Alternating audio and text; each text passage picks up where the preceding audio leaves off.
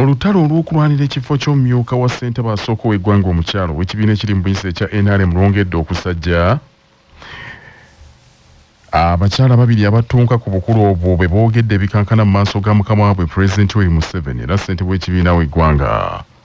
Babadde mu lukiiko olukulembeze olw'ekibiina kya NEC. Babadde mu lukiiko olukulembeze olw'ekibiina oluyitibwa NEC olwayindidde Mahagoba Pulezidenti Entebbe. Olwatudde okuyisa ebimu ku biteeso ebyaleetebwa akakiiko akafuzi ak'ekibiina aka SEC wakati mu kweteekerateekera tabamiruka w'ekibiina anaabeerayo okuva ng'ennaku z'omwezi 26 okutuuka 28 mu kisaawe Kololo. Olukiiko luno olwa NEC lwasoose kugezaako kukkaanyisa abakyala bombiriri abalwanira ekifo ekyo Anita Among nga ye sipiika wa paalamenti mu budde buno ne munne be batakyasibwa mu ddiba limu omukyala Rebecca Alitwala Kadaga nga mu budde buno ye mmyuka asooka wa Ssaabaminisita nga baagala omwaveemu alekera omulala kyokka gye byaggweeredde baakizudde nti basibula nsaano ku mwazzi kwe kubinnyuka obubimbi ne babalekera akalulu kasalewo mu tabamiruka w'ekibiina.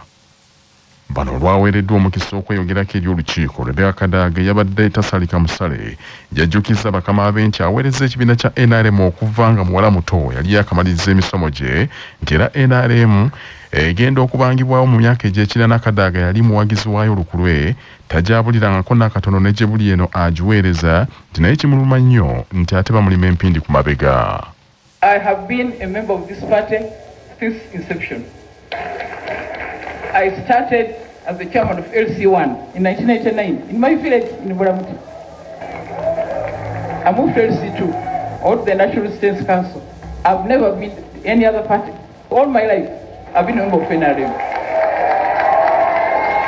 Secondly, Honorable Chair, I think we should not have politics of expedience. You see there? Yes, the President.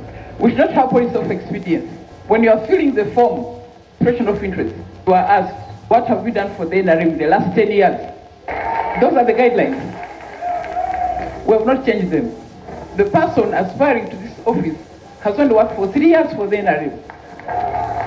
Whether she was doing work is Kadaga abakubiriza b'olukiiko baagezezzaako kumukomako nga bamugerera obudde olwo n'akangula ne ku ddoboozi nti tebalina kumuvuvuba n'ategeeza nti omukyala oyo ayagala okumusikambulako ekifo Anita Among akyali mugenyi mu kibiina yakakibeera mu myaka 3 gyokka nti ye muntu omwoyo eyamulimisa obwa sipiika wa paalamenti nti yakomye okwo mu kakuyege yenna amulumbye ewaabwe Busoga n'amusojja kwe kumulabula nti ayinza okulowooza nti alwanyisa muntu omu yekka naye ng'alwanyisa kitundu kyonna eky'ebusoga.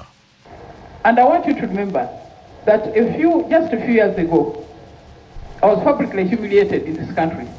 Publicly humiliated. The way I was removed from the office of the Speaker. I took it in good stride, continued doing my work. But I'm being followed. How much more can you praise an individual? Mr. Chairman, I think it was your duty, and I have been talking to you about this matter for some time. Kadaga yeewuunyizza ebyogerwa munne nti sipiika ateekeddwa okubeera omumyuka wa ssentebe w'ekibiina ne yeebuuza nti oba sipiika singa yali musajja oba yalibadde aweebwa ekifo ekyo ate nga kyabakyala. Wabula sipiika Anita Among naye yeerwanyeeko neyeewaana n'okwewaana n'agamba nti newankubadde yakeegatta ku NRM kyokka yajja n'amaanyi mangi n'ebirowoozo ebijja ebigenda okuzimba ekibiina ekyo nti era waliwo ababaka ba paalamenti abasoba mu 10 be yayingiza NRM okuva ku ludda oluvuganya ekiraga nti w'amaanyi nnyo era ekibiina akyagaliza ng'amaliridde okukizimba. Member, I am a visitor in SEC, a visitor to the President. I am not a SEC member, and I also want to bring this to you. The notion of saying Anita is new. Yes, I am new, but I come with new ideas and new vibrancy. The mobilization that I am doing for this party,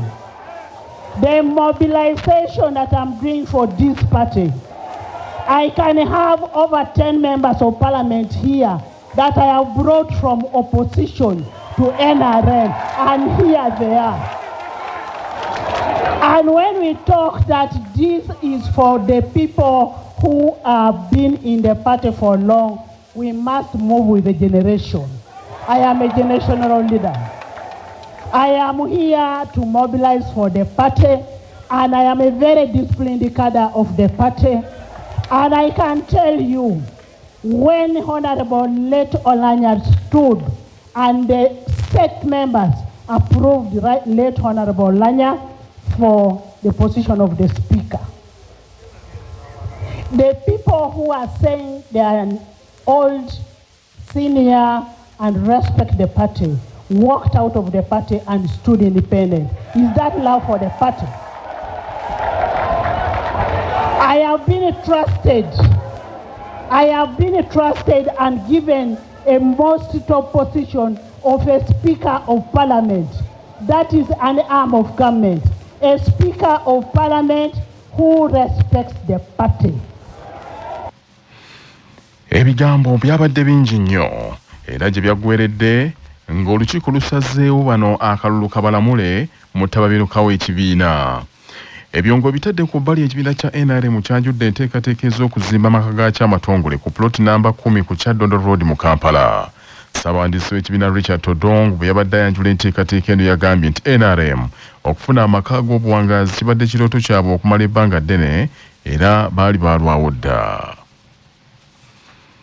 Minisita w'ebyenjigiriza mu bwakabaka bwa Buganda era avunaanyizibwa ku nkulaakulana y'abantu ne ofiisi ya Maama Nnaabagereka Oweekitiibwa Clotilde Nakati Kikomeko akuutidde abavubuka abakuguka mu by'emikono n'obwoleke babeere bakozi nnyo abayiiya ate abeerufu kijja kubayamba okufuna bye bakuguseemu. Oweekitiibwa Nakati yasinzidde Goma mu ssaza Kyaggwe ku matikkira ag'omulundi ogwokubiri aga Johnny's Vocational Training Institute n'agamba nti omulembe guno Ssaabasajja yaguwa abavubuka nga n'olwekyo balina okukola ennyo ate bakole ebyo ebitabajja ku mulamwa batwale omulembe gwabwe mu maaso nga beewala obukumpanya mu ebyo byonna bye baba bakuguseemu. Mwagale kye mukola, mwagale bakasitoma, muwulire enjogerega nti customer is king. Mugiwulire eyo si lugereeso si lugero nti luli awo. Bw'oba toyagadde bakasitoma abo bantu b'oweereza odda mu kugamba kukuba mimiro oli munno ng'akola ngoloza yagenda mu bulogo naye nga ye ayagala abantu n'aweereza abantu bw'olaba bakasitoma bagenda eri naawe ne weerimba nti ogende mu bya bulogo. Ekirala mukole obutakoowa, temukoowa, temwesaasira. Obuvubuka buno bwe bukololerera obukadde. Kati bw'okola ate n'okoowa kubanga oli mu buvubuka, obukadde oba tobukoleredde ate oba tokoleredde n'abantu b'oli Katonda baali kuwa mu nsi muno.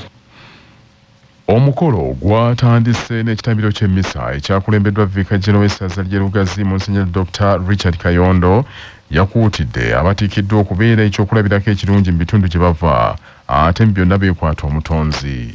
Thank the Lord who has kept you going all these years. We thank the parents who have been able to look for fees to sustain the education of these youngsters, and we pray for them that they use this sacrifice of the parents as a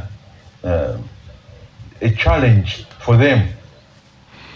Abayizi 12 be baatikiddwa mu masomo ag'enjawulo baaweereddwa amagezi okugenda mu maaso nga beeyongerayo n'emisomo gyabwe.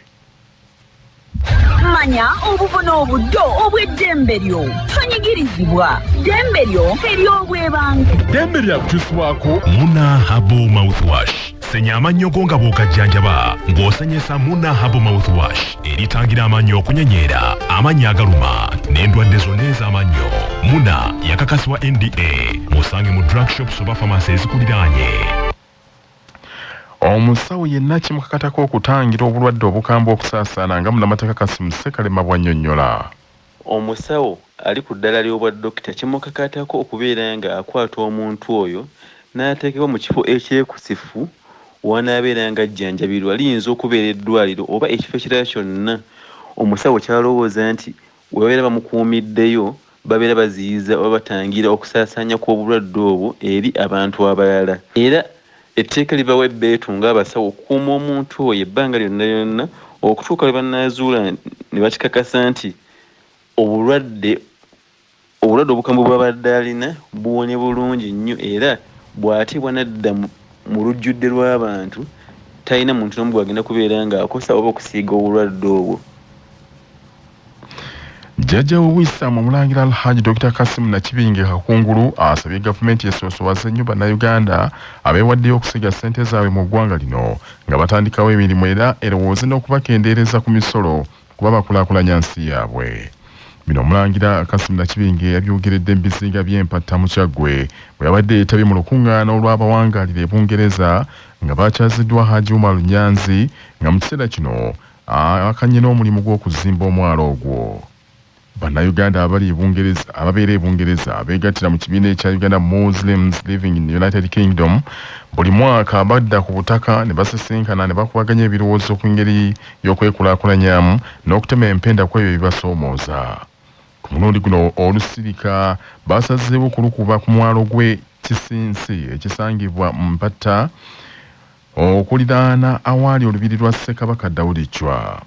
Wano Omulangira Dr. Kassim Nakibinge Kakungulu bwe yasinzidde n'asiima abafuddeyo okulaakulanya ensi yaabwe nga baweereza ssente okuzimba kuno. Okubeebaza timukola omulimu gwa ttendo nnyo ebbanga lyonna mufuna kuweereza nyawo kuno okuba nga muyimirizaawo ab'eŋŋanda zaffe emikwano gyaffe ate n'okusingira ddala engeri gye mukolamu ebintu ebyokukulaakulanya eggwanga lyaffe Uganda. Dr. Kassim Nakibinge agambye nti abalowooza nti bamusigansimbi balina kuba abazungu basaanye beddemu kubanga abasigansimbi enzaalwa ya kuno bankizo nnyo bakola n'omutima gumu kuba bakulaakulanya nsi yaabwe era gavumenti esaanidde bakendereeze ku misolo. Wadde bannaffe abamu balowooza nti okuba musigansimbi olina kuba mweru balina kumanya nti naffe abaddugavu ekizo eweebwa n'abaddugavu bandibadde nga baweebwa ekizo engeri y'okubasonyiwa ebisolo. Yasiimye nnyo ababeera e Bungereza n'amawanga amalala ag'ebweru abafuddeyo okuyigiriza abaana baabwe eddiini okubayigiriza olulimi empisa obuwangwa n'ennono. Akulembedde mu banno mu kibiina kyabwe Sheikh Kalantine Amil asiimye embuga okulumirwa abantu ba bulijjo ate n'okozesa eddoboozi lye okwogeranga ku ebyo ebitagenda bulungi. Tosobola kiyimira mungu oteredde nga mulimu empologoma y'obusiraamu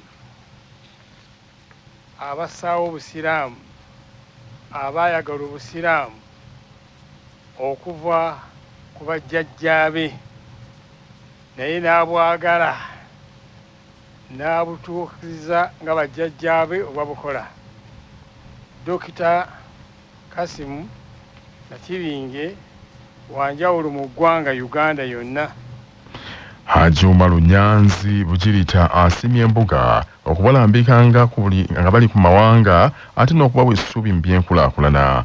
Oluvannyuma Omulangira Kassim Nakibinge baamulambuza ekifo Haji Umar Nyanzi w'asuubira okuzimba wooteeri ku mwalo ogwo ogw'Ekisinsi empatta mu Kyaggwe.